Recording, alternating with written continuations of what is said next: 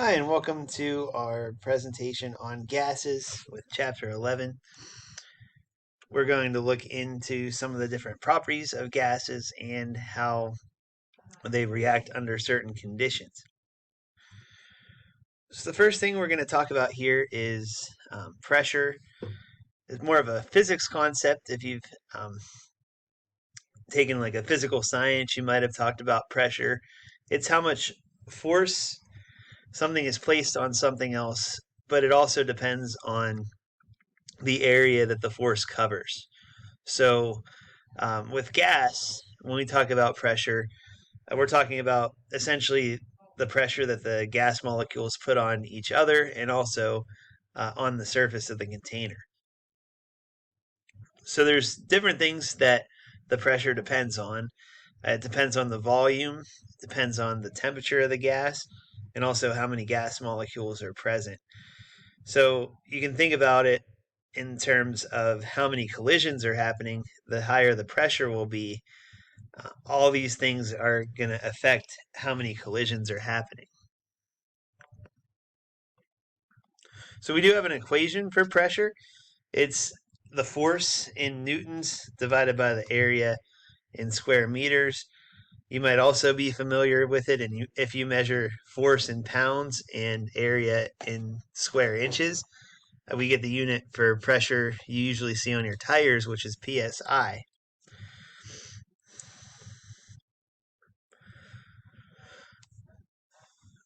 So again, because the force deals with Newton, we want to go back to Newton's second law, F equals ma, and talk about where the Newton comes from.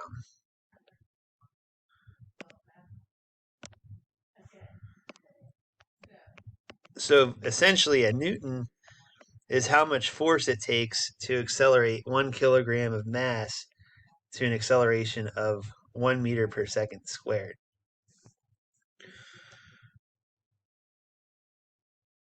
Now we can look at newtons in terms of the weight of something as well.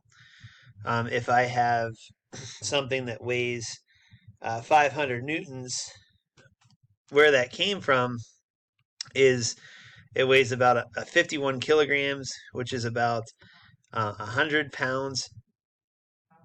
And we take the mass times the acceleration on Earth due to gravity is always 9.8 meters per second squared. And that's going to give us 500 newtons. So something that has a mass of 51 kilograms on Earth, it's going to weigh 500 newtons. We did that by taking the mass times 9.8. Now, to turn that into pressure, if we take a look at the person who is 500 newtons and consider that they're standing on an area of the floor that takes up 325 square centimeters, we can actually calculate that pressure.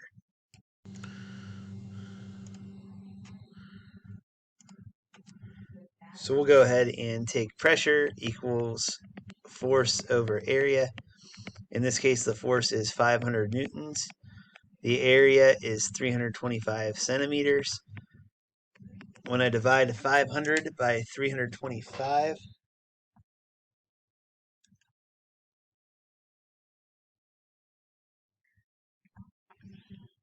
sorry, I typed it in wrong. I get try that again. 500 divided by 325, I get 1.5. Always check to see if your answer is reasonable. And that should be square centimeters. So it's 125 newtons per centimeter squared for my pressure. Now there's actually a scenario that goes behind this. If we look at the next slide, we have a ballet dancer standing on the floor in various configurations. Notice the 325 centimeters squared, we get about 1.5 newtons per centimeter squared of pressure. But then as she stands on her tippy toes, you can imagine you'd feel all that pressure, all that weight in your toes.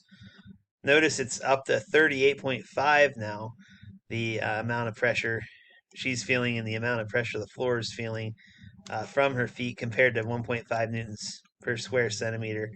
And then if she only stands on 1 foot on her toes, it's going to increase all the way up to 77 newtons per centimeter squared. So area, a big factor in pressure.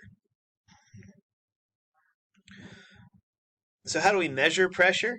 Going back to the 1600s, we've been able to do it with a device called a barometer.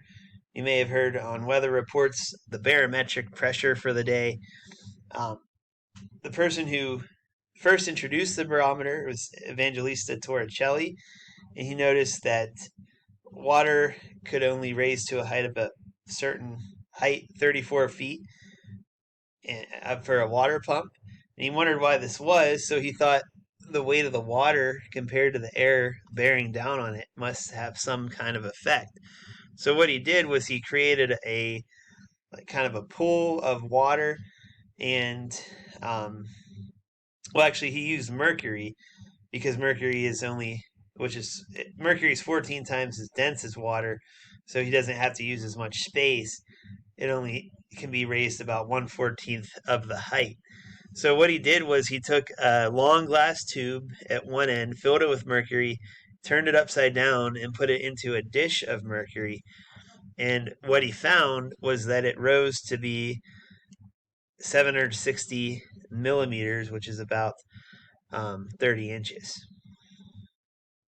So you can see a picture of what I'm talking about here, where if I were to have a higher pressure, the weight of the air is going to bear down on this dish of mercury, pushing the fluid up the tube.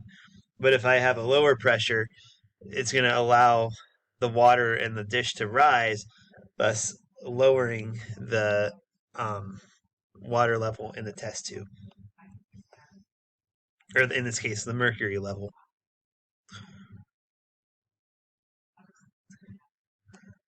So this is where this unit of pressure called millimeters of mercury comes from, because we're talking about literally how high the mercury column is. And we also call it a torr in honor of Torricelli. So a millimeter of mercury is the same thing as a torr. We're going to get a conversion sheet, and you're going to see all these different units on there. But we'll summarize them in a second here. Another way we can look at it is a typical atmosphere is where we're going to see 760 millimeters of mercury. So we actually named 760 millimeters of mercury one atmosphere. It's a lot easier to say. It's a lot shorter, less to write. So we're going to call that unit of measure an atmosphere of pressure. Another unit is called the Pascal. We actually sort of alluded to this earlier when we were talking about the definition of pressure. Pressure is force per square meter. So we think of a Newton per square meter is the definition of a Pascal, named for Blaise Pascal. This is actually a very small unit of pressure. It's not very practical for us, especially to talk about atmospheric pressure, because one atmosphere is 101,325 pascals. So oftentimes you'll see us use kilopascals, because then we can divide that number by 1,000, and an atmospheric pressure is roughly 101 kilopascals. Here's a summary of all those different units. We've got millimeter mercury again, atmosphere, a torr, which is the same as a millimeter mercury. And at sea level, one atmosphere is going to be 760 of those.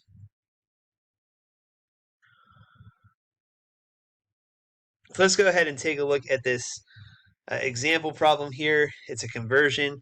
I'd recommend pausing and trying to solve it on your own, but we're going to look at it A and B together to see if you got the right answer. So A is asking us to convert 0.830 atmosphere. In fact, they both are asking me to do that. A wants it in millimeters mercury, and B wants it in kilopascals. So I need to find that conversion factor. I know that for atmospheres, there are 760 millimeters mercury in one atmosphere. I want atmospheres to cancel out, so I'll put atmosphere on the bottom and then 760 millimeters mercury on top. Same here. I have one atmosphere on the bottom. We just said that that's equal to 101.325 kilopascals. So let's get rid of atmosphere. So now I've taken my calculator, 0.830 times 760, and I get 630.8. I'm going to round that up to 631 because I had 3 sig figs here. I'm going to keep that as 3 sig figs here. Finally, let's take 0.830 times 101. I get 84 kilopascals. So both of those seem like reasonable answers to me.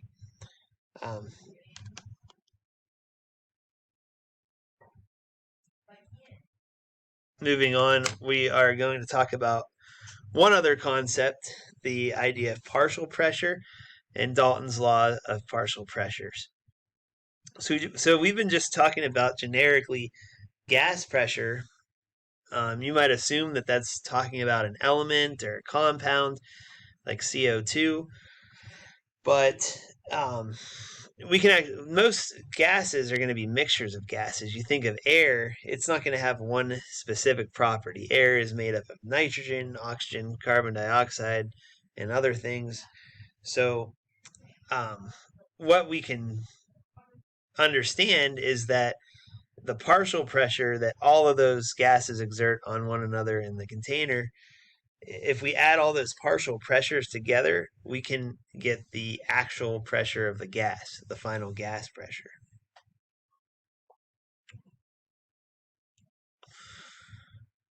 So the formula, you can see that here the total pressure equals the sum of all the pressures of each individual gas on its own.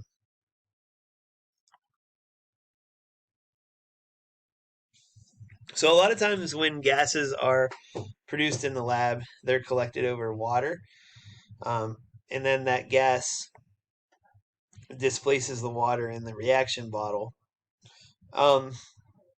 We can actually apply Dalton's law of partial pressures to this situation, and I like to think of this in terms of a boiling pot of water.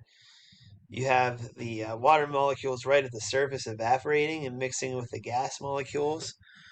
And just like any other gas, that water vapor is going to exert a pressure that we call vapor pressure.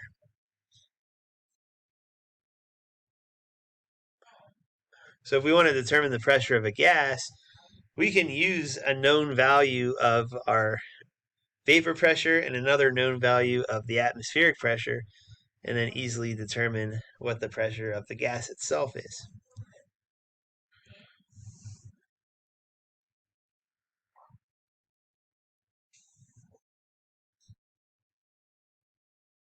So again, looking at the atmospheric pressure for the day, and then looking up the value of pH2O, the water pressure or water vapor. The gas can be calculated by subtracting the total atmospheric pressure minus the water vapor pressure. Here's just an example of what I'm talking about with gas being collected as an inverted bottle over a container of water. But let's just do this last equation here and figure that out. Using the idea of oxygen gas coming from the decomposition of potassium chlorate, we collected it by water displacement. The barometric pressure and temperature were 731 torr and 20 degrees Celsius.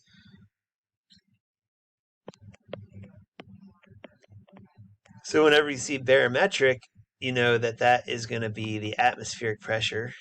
So 731 torr. And we can actually look up the water vapor in this condition. We're at 20 degrees Celsius. So let me just real quickly look up water vapor pressure at 20 degrees Celsius.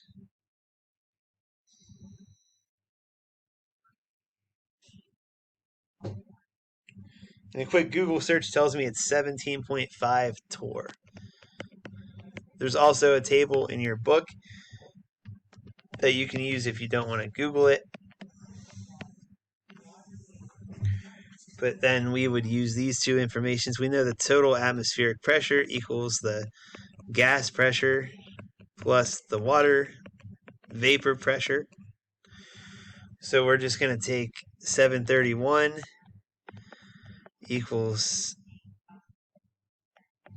the pressure of the gas plus 17.5. And I get that pressure is